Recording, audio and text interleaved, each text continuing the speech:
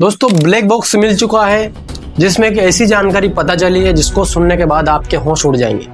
दोस्तों plane crash का जिम्मेदार सिर्फ एक इंसान है जिसका नाम है विश्वास कुमार रमेश।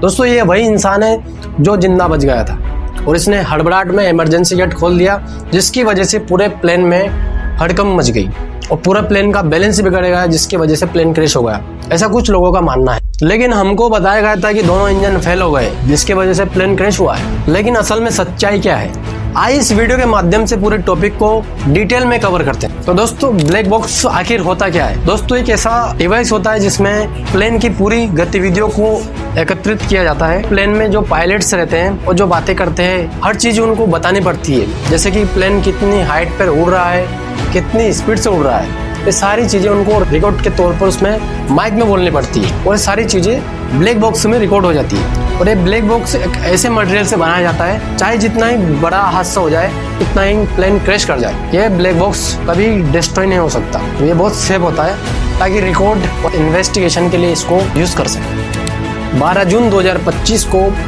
सरदार वल्लभ भाई पटेल एयरपोर्ट से एयर इंडिया की फ्लाइट AI-171 लंदन के लिए रवाना होती और उसी फ्लाइट में 230 पैसेंजर के साथ 12 क्रू मेंबर भी थे और सब कुछ नॉर्मल था।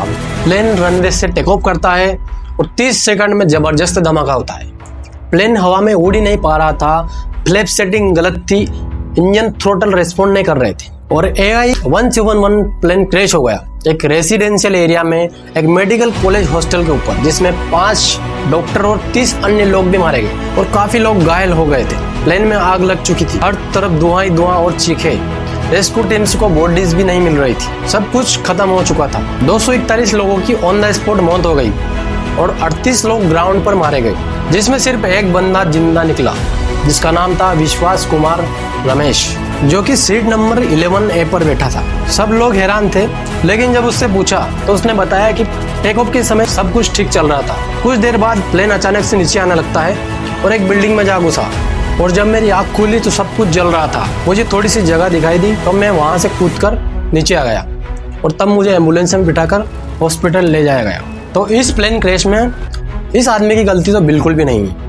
तो आखिर गलती किसकी है? बने रहिए, इस वीडियो में हम इसकी भी बात करेंगे। लेकिन पहले इन्वेस्टिगेशन और रिपोर्ट से क्या पता चला ये बात कर लेते हैं। ब्लैक बॉक्स डाटा और कुकफिट वॉइस रिकॉर्डर दोनों ने एक साथ कंफर्म किया कि दोनों इंजन खराब हो गए, जिससे प्लेन को थ्रस्ट नहीं मिला और प्लेन पुश नहीं कर पाया। फ्लैप कॉन्फ़िगरेशन गलत थी।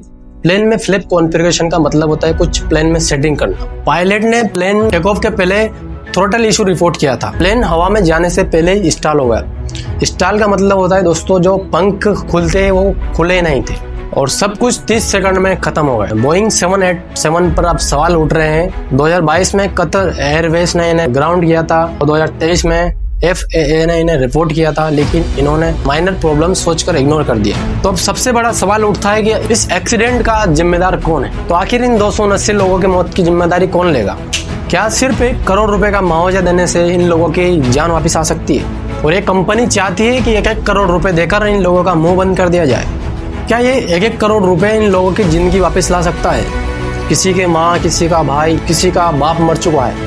दोस्तों इस इंसिडेंट के जिम्मेदार ये कंपनियां हैं जो छोटी छोटी प्रॉब्लम को इग्नोर कर देती है और ये छोटी छोटी प्रॉब्लम बहुत बड़ा एक्सीडेंट का रूप ले लेती है। तो दोस्तों बिना किसी मीडिया के बहकावों में आकर आपने अगर वीडियो देखा है, कुछ जानकारी अच्छी लगी हो तो वीडियो को लाइक और चैनल को सब्सक्राइब कर देना ताकि हमको मोटिवेशन मिलता रहे और हम आगे काम करते रहें। Thank you so much.